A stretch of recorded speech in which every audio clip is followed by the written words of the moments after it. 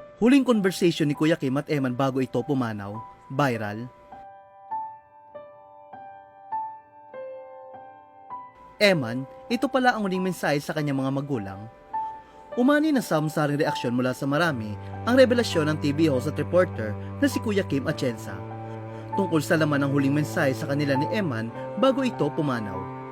Matatanda halos 2 linggo na ang nakalipas mula nang yumanig sa marami ang balita na wala na ang 19 anyos sa content creator na nagpasaya at nagbigay ng inspirasyon sa marami dahil sa kanyang pagiging authentic at kind sa kanyang mga video.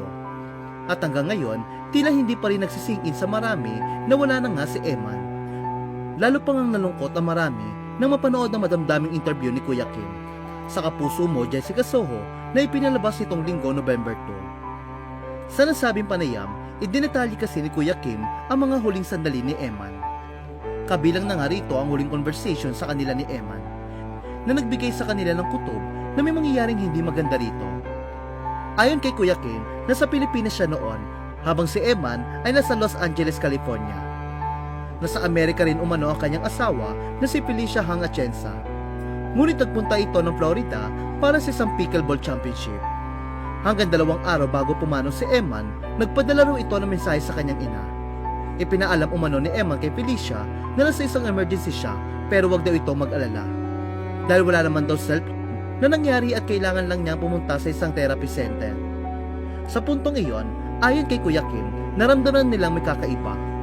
Sinubukan daw nilang tawagan si Eman, ngunit hindi na raw ito sumasagot. Muli raw itong tinawagan sa sumunod na araw, ngunit hindi pa rin sumasagot si Eman. Kaya alam na raw niya ano ang nangyari. Ani Kuya Kim, Eman texted her mommy. Sabi niya, "Mom, I'm in an emergency right now, but worry not. There's no self-harm, but I need to go to a therapy center." We tried calling her, hindi sumasagot. And then the next day, we tried calling her again, hindi na naman sumasagot. So I knew. Hanggang kinabukasan, natanggap na nga ni Kuya Kim ang malungkot na balita na nagpabagsak at nagpaluhod sa kanya. Ito nga ay wala na si Eman.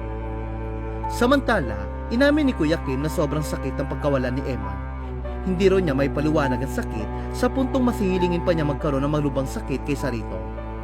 Ngunit bagamat labis ang pagdadalamhati niya, naniniwala si Kuya Kim na hindi nawala nang wala sa si Eman dahil may dahilan ng pagkawala nito at ito raw ang nagbigay sa kanya ng kapayapaan sa gitna ng pagkawala nito. Ani Kuya Kim, I'd like to think that my daughter Eman did not die in vain. My prayer to the Lord every single day was for this not to happen. For Eman to be safe, for Eman to be happy, for Eman to heal, yet this happened. I know that nothing happens as an accident, and I know that all things work out well. Everything's planned by the Lord. Eman did not die in vain. May dahilan at ang dahilan ay maganda. That gives me peace.